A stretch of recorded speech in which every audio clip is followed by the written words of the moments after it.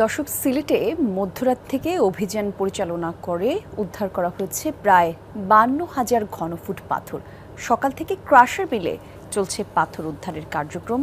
আর এ বিষয়ে আরও কিছু তথ্য দর্শক আপনাদেরকে জানাতে চাই। আমাদের সহকর্মী আখলাকুস সাফা এ বিষয়ে খোঁজখবর রাখছেন, সকাল থেকেই আমাদের সঙ্গে প্রতিনিউজে সংযুক্ত হয়ে আমাদেরকে আপডেট দিচ্ছেন। সাফা, যেমনটা বলছিলাম, লুটপাট হওয়া পাথর কি পরিমাণ ফেরত আনা হয়েছে, একটু বিস্তারিত যদি আমাদের জানাতেন।